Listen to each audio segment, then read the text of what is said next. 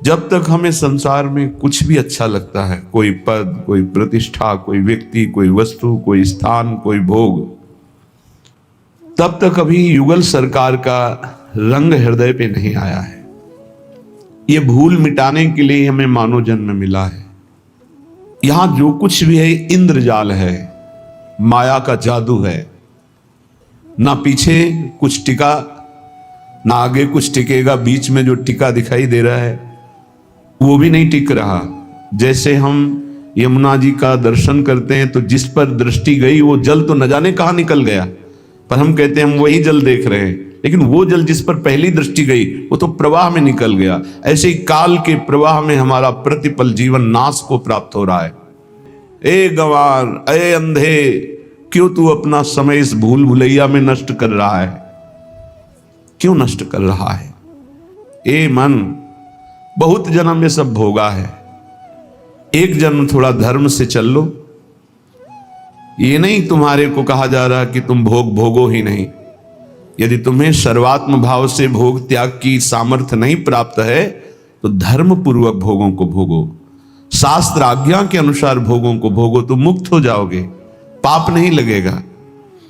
यदि मनमानी तो बहुत जन्म भोग चुके हो, कृपा करके मानव देह मिली, इसमें अपना उद्धार कर लो। अनंत जन्मों की पाप पुण्य की कमाई तुम्हारी जमा है, इसी जन्म में उसे भस्म कर सकते हो और योनियों में नहीं। विश्वास कीजिए, बहुत कष्ट है अन्य योनियों में। आप अभी प्रमाद स्थिति में, इसलिए आपको दिखाई नहीं दे रहा। भगवान ने बहुत करुणा करके संस्कृति मांझ बरियाई के पायो मानुष देह वृथा कत डारत, संस्कृति के चक्र को, 84 लाख की योनियों के चक्र को रोककर मुझे निकाला और मानव दे दे। अब मानव देह में तो अपना कल्याण कर ले, फिर भी मैं भूल भुलैया में फंस गया, भोगों में फंस गया। अब तो छोड़ो। ये जो तुम सुख समझ रहे हो, भगवत ऋषि जी महाराज अपनी वाणी जी में कह रहे हैं कि निद्रा, मैथुन, भखन, भय, मानव देह की खास बात क्या है? भाग्यवान किसे कहते हैं? भगवत ऋषि जी कह रहे कोई बिरला भाग्यवान ऐसा होता है जो मैथुन धर्म से, निद्रा से, आहार से, भय से, इनसे अपनी आसक्ति को हटाकर प्रभु के नाम जप में लगाता है। क्या वो भोजन नहीं पाता? पाता है, पर वो आसक्त होकर नहीं, भगवत प्रसाद पाता है। क्या वो सोता नहीं? वो तमोगुण में नहीं सोता, वो भगवत चिंतन करते हुए सोता है, उसका सोना हुआ भी भजन माना जाता है।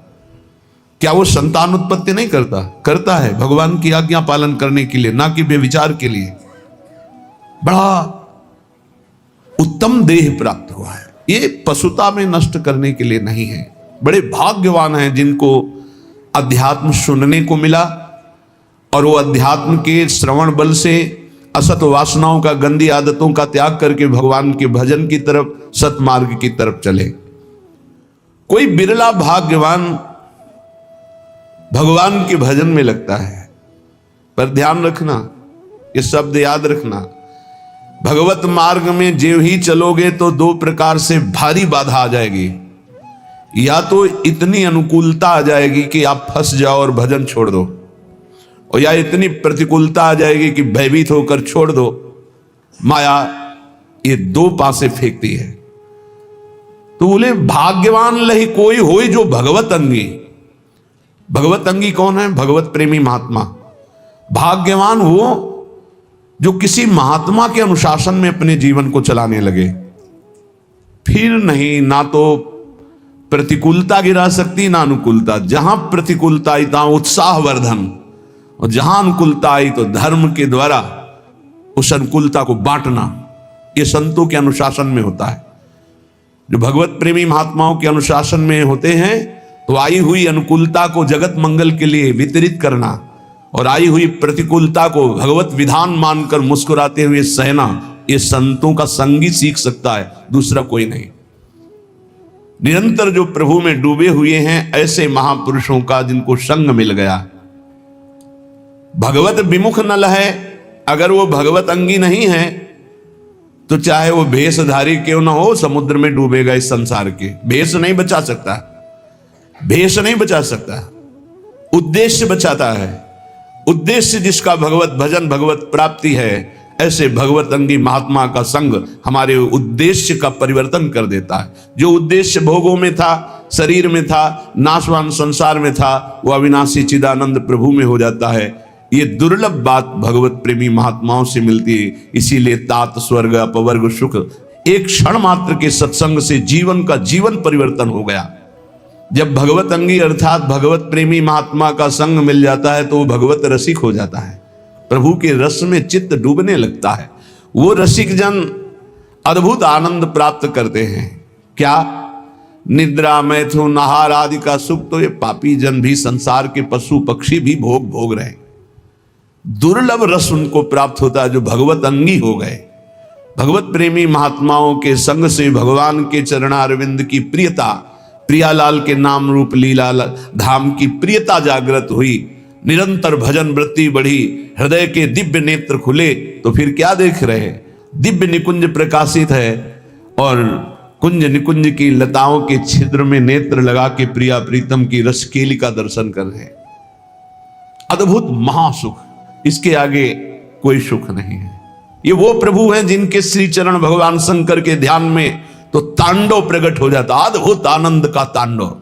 चंद्रमा का जो मुकुट धारण किए हुए भगवान चंद्रशेखर, उनके ध्यान में जब श्री लालजू के चरणारविंद प्रकट होते, उन्माद कंदम, प्रेमानंद का उन्माद छा जाता है। वो प्रभु और वो प्रिया जो रसमयी बातें कर रहे हैं, मुस्कुरा रहे हैं, खेल रहे हैं, वो उपासक कैसे मिला? बोले ये जो कृपा हरिवंश की, हरिवंश कृपा प्रसाद से ऐसा अद्भुत सुख मिला। पूर्ण रात भर रसमयी बातें, रसमयी चेष्टाएं वो सखियां देख देख कर निहाल हो रही है। ये भजन से प्राप्त होता है। यहां पहुंचने का मतलब खत्म, सृष्टि के चक्र से आप मुक्त हो गए। महाआनंद, दिव्य देह, दिव्य भाव, दिव्य महल, दिव्य इष्ट, दिव्य भोग, प्रिया प्रीतम का उच्छिष्टामृत भुक्त वैव, कैसा अद्भुत प्रेम सुख। वहां जाने की इच्छा करो, यहां ज्यादा दिन नहीं रुकना। भगवान ने भी अवतार लिया तो यहां शरीर का अंतर ध्यान लीला करनी पड़ी। तो तुम्हारा शरीर कैसे? तुम्हारा तो विनाशी है, वो तो संपूर्ण विनाशी स्वरूप से प्रकट हुए। जब उनको अपने दिव्य स्वरूप का अंतर ध्यान लीला करनी पड़ी तो तुम्हारा तो पार्थिव स्वरूप है, मिटिया मेट तो होगा ही, आज नहीं तो कल। तो तैयारी कर लो। कल एक भगत जी कह रहे थे डिप्रेशन में पहुंच गया हूं। क्यों भाई पहुंच गए? समस्याएं इतनी संसार की हो, जब मरने की बात आती तो जी घबरा रहा है, वृद्धावस्था की तरफ शरीर जा रहा है, कहां जाना है कोई ठिकाना नहीं। एक जीव घबरा रहा है कि सब हमारा छूट जाएगा, जो जो हमने किया। हमका यही अध्यात्म औषधि देता है कि मरने से सब जग डरा मेरो मन आनंद। अब अपने को यह है क्या, कहां जाना है, पता है कहां जाना है, क्या होगा ये भी पता है क्या होगा। अपने को क्या डर है, क्योंकि अपना पास बन चुका है, अपना पता है हमको अमुक जगह जाना, पता है हमारा पहले से वहां बुक हो चुका है सब। अब क्या परेशानी? मरने का मतलब है पुराने कपड़े को छोड़ करके दिव्य वस्त्र प्राप्त करके और बहुत बड़े घराने में प्रवेश करना, बहुत बड़ी जगह। तो खुशी होती ना, पुराना कमरा जो टपक रहा हो पानी बरसने में, वो छोड़कर एक दिव्य महल में आपको जाना, तो खुशी होगी कि नहीं होगी? आपको आनंद होगा। तो आपको मरने का आनंद इसलिए नहीं है क्योंकि आपने अपनी मरने की व्यवस्था नहीं की, जीने भर की केवल की, मरने की तो याद की नहीं, मरने की व्यवस्था की नहीं। अब जीने का एक निश्चित समय है, नियत श्वासें हैं और वो खर्चा हो गई। अब घबराहट पैदा हो रही, कहां जाऊंगा, क्या करूंगा। तो उन्होंने कहा आप क्या उपाय? हम कहा हमारे घर में रह लो, दोस्ती कर लो। तुमने अपना घर तैयार नहीं किया तो मेरे घर में रह लो। बोले हाँ ऐसा तो हो सकता है। तुमका राधा राधा जपो, हमारे घर में आ जाओगे। राधा हमारा घर इतना बड़ा है कि ब्रह्मा ने जितनी सृष्टि रची है वो सब सृष्टि हमारे साथ चले तो भी वहां जगह खाली है, इतना बड़ा घर है। ऐसे ईश्वर को भी जो अपने अधीन किए वो वृंदावन धाम है, अपनी शोभा, अपनी संपत्ति, अपने आनंद से। पर ये हमारे घर में उसी का प्रवेश होगा जो केवल हमारे घर के दरवाजे पर रहे। आन द्वार के मोहि न जानत, ये ध्यान रखना। ऐसे को ये घर नहीं प्राप्त होता। अगल बगल की आवाजें आएंगी, कितनी देर खड़े हो गए? बोले घंटों खड़े हो गए। 2 मिनट में आओ, इधर माला माल कर देंगे। यहाँ घंटों खड़े क्या कर रहे हो? अगर कदम बढ़ा दिया तो आधी छोड़ पूरी को धावे, पूरी मिले ना आधी पावे। बहुत सावधानी की जरूरत है। हमारे घर का परिचय वही जान सकता है जो हमारे दरवाजे पर अनन्य हो गया। दरवाजा किसका है? अलवेली सरकार का। तो दरवाजे का स्वरूप क्या है? राधा राधा राधा। इसीलिए रसना कटो जो अन रटो, मेरी जबान कट जाए जो और कुछ रटे। बस इसी अनन्यता से दिव्य भाव, दिव्य देह, दिव्य कुंज निकुंजों का अनंत काल तक के वास मिल जाता, अनंत काल तक के लिए। विश्वास करो, ये हम ऐसे कोई हंसी मजाक में नहीं कहते हैं। नहीं नहीं, समुद्र से 10-5 टैंकर निकाल दिया जाए, जल तो कुछ कमी पड़ेगी क्या? और एक टंकी से एक गिलास भी निकालोगे तो उतना अंतर पड़ जाएगा। जिसको अपने तप के द्वारा दूसरे के कल्याण की बात होती है वहां फर्क पड़ेगा, और जहां करुणा समुद्र से वहां कोई फर्क नहीं पड़ता। सच्ची मानिए, हमारी स्वामिनी जी ने जिता दिया। स्वामिनी जी का ऐसा स्वभाव है, हम अंदर की बात में कहते हैं, जैसे अत्यंत लाडला पुत्र हो अपना और खूब वैभव संपत्ति हो तो जिधर अंगुली करे वही खरीद के उसे दे दिया जाएगा। नहीं, मम्मी ये बोले कितने खाए? बोले इतने दीजिए। और बेटा? बोले ऐसे रसिकों को प्यार करती हैं लाडली जो। बोलो, बोले ये, बोले चलो निकुंज।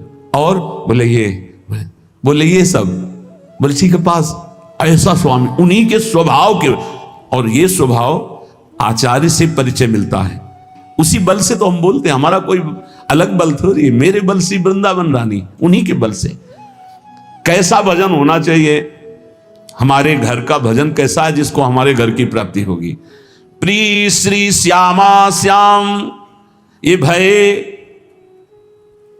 नैनन के कजरा, केली बिलोकत रहे और नहीं आवे नजरा।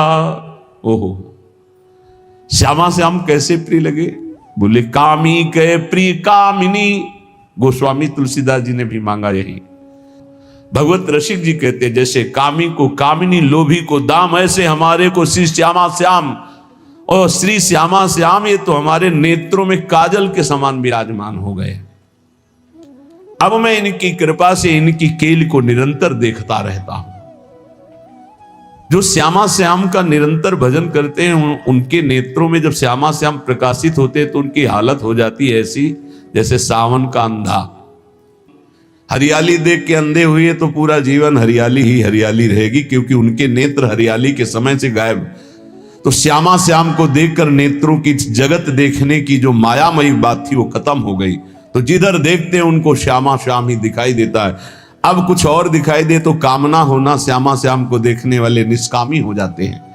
कहने सुनने वाले तो बहुत भक्त जगत में मिलेंगे, लेकिन निष्कामी भगवत प्रेमी प्रिया प्रीतम के अनुरागी ये तो बोले बिरले कोई ऐसे होते हैं। तो उन्हीं बिरलों की पंक्ति में बैठने का अपने को सौभाग्य मिल गया है। इसलिए कह रहे हैं तू आनंद की खोज में भोगों के लिए भाग रहा है देश विदेश, और आनंद समुद्र हरि तेरे अंदर बैठे हुए है। बाहर तू खोज ले, चाहे जहां भाग के जा, कहीं विश्राम नहीं मिलेगा। चाहे जहां भाग के चले जाओ, ये अंदर की बात समझ लीजिए। हम बाहर जो भी कर रहे हैं अंदर जाने के लिए कर रहे हैं, अंदर लौटने के लिए कर रहे हैं, और विश्राम अंदर मिलेगा, साक्षात्कार अंदर होगा, बात अंदर बनेगी, आनंद की तिजोरी अंदर खुलेगी, बाहर नहीं है। बाहर घूम लो, कहीं भी देख लो, बाहर हम जो भी करते हो अंदर जाने के लिए कर रहे हैं, समेटने के लिए कर रहे हैं, अंतर्मुख होने के लिए कर रहे हैं। कहीं बाहर हरि नहीं, तेरे अंदर है। जैसे कस्तूरी नाभि में बसता है मृग के, और उसकी खुशबू पूरे वन में उठ खोजता है, कहां है ये खुशबू। और अगर वो गर्दन झुका के देख ले तो उसी की नाभि में कस्तूरी पूरे वन में खोजता है। ऐसे ही यहां हरि विराजमान है। वेद कहता है नाभि से 10 अंगुल नाप लो, ये हृदय स्थान में भगवान यहां विराजमान है। खोज रहे हैं हम बाहर, कब तक? जब तक अंतर्मुख होकर के नहीं डूबेंगे तो कहीं नहीं मिलेंगे। अंतर्मुख हुए और डूबे, बहुत जल्दी लाभ मिल जाएगा। किशोरी तेरे चरणन की रज पाऊं, और श्यामा श्याम गाने को मिले मुझे, और कुछ नहीं चाहिए। बैठे ही बैठे तुम्हारे नेत्रों में प्रकाशित हो जाएगा नित्य विहार। सीधा आपको दिखाई देगा। सीधा नहीं दिखाते उसमें, सीधा प्रसारण लाइव। निकुंज में क्या चल रहा है? सीधा प्रसारण, चैनल मिल गया। जे ही श्यामा श्याम श्यामा श्याम श्यामा श्याम श्यामा श्याम